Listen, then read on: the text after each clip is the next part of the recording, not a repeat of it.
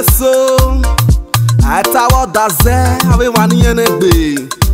Muse wise Thunder fire Agago mamuma Eke no kwano Eke no kwano Agami omage muma Mami age eki aje Eke no kwa aje Jepi menovye sama Oda se weki Erono no janai Obiek me weki Jepi meni musime Oda se weki Erono no janai Obiek me weki Amata no Ega mata no Agago mage moma Ese nuwe ume Iseti miamia Jepi menovye sama Jepi menovye sama Oda se weki Erono no janai Obiek me weki no Agago mamuma o Agago mamuma Eke na natio mano enegbe Evane uweje o Erani mosime o Prophet Osamoji Olayemi Idowu aka Ugegbe1 of the universe Obiekme Ona Iwera Nena United Kingdom Ojo Egele no Obiekme no ga Wese Odaze no Mami iya palote Amobi no bakia Prophet yowe nige mi awon wo kiye Uno enegbe Uno madame tata toto Dawani kana Yenoge Favor Omoregi aka Ijemeke1 of Malaga Owese all the way from United Kingdom Owese Prophet nage ni moseme Oda se weki Erono no janai Obiek me weki Wala owo Wagekbe mo daze o Wagekbe mo daze o Agimu mo daze Agigbe mo daze o Uwese o Ije ni mosime Iseti miamiawe o Ije mege ni mosimo Dawani kana Yenoge Hot Mommy Claria Agatise aka Let the say one of the universe Wese o Ije no gie Wese o Ove nige miamia ogunye Odona enegbe o Dona enegbe Beto doni kana Yeno Lawrence Agatise Biane mose Eklari amege ni mose me Oda se weki Ijomo no janai Okwek me weki Eklari amege ni mose me Oda se weki Ijomo no janai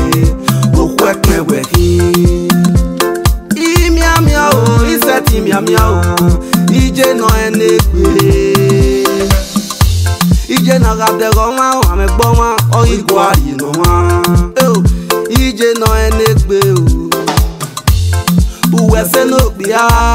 Uwe unokwo Eregi gbuwe yese o Dawani kana Yenoge Lolo Atash Osagi all the way from Germany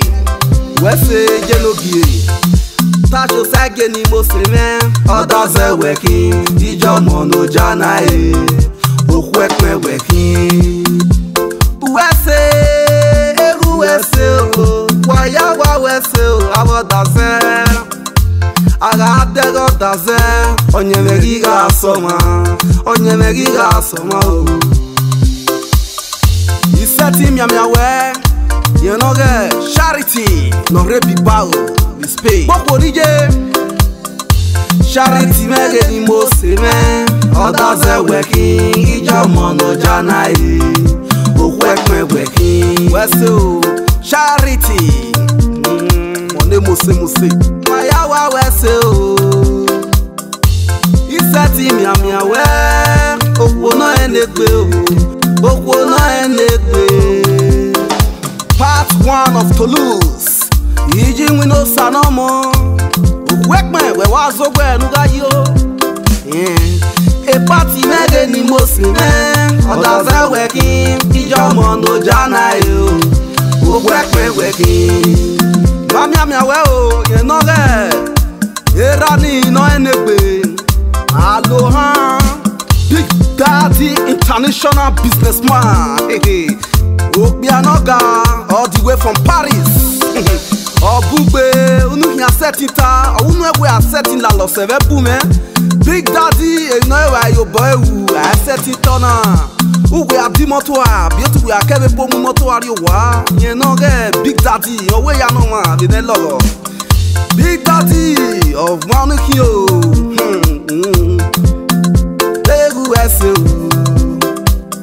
Isati miamia wege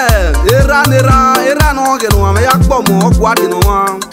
yen no ge Osas Odia aka Osama one of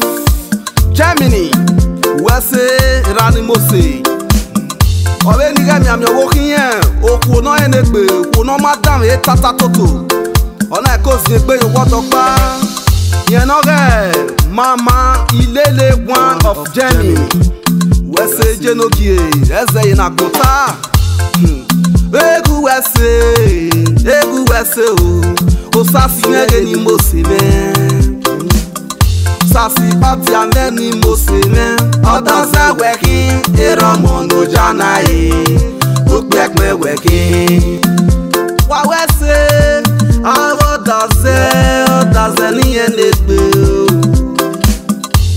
Iseti miamia we, iseti miami wa, abota zeni enegbe. Yeno orewage era Destiny erumsele osifo na gboya heye bigi obiekme Destiny na nikana okere a city na Ravenna asket of Polonia. Obenige miami ovijien no wa wiyo bonien ovije wese wa miame na yakpo vije yenoge okpame obeke na enila ke egu wese obele wa ya twotien ni no re United Kingdom Joseph oklekme baba era senu ef yo bo woria o owe sokun pa no ebon vijien no pa roje gbe yi oye tian burian o miame na yakpo vije Festus Ogboma eminje iwewu owo kaka bodien yini yasi yen ne bigi wa wo yokin ari ave e bigi mege ni moseme odaze weki eromo no jana ogbekwe weki isati miamia we Honorable Daddy Ray Onyan Ebony worldwide era no gie wese yo bonu ume ef yo bo wurie Daddy Ray Daddy Ray di mege ni moseme odaze weki era mono jana okpekme weki iseti miamia we baba yenoge Miracle World Entertainment you too much. Get it down. Avia amigo mege noga. Avia amigo one of Austria. Avia amigo mege noga. Odaze weki, eromo no jana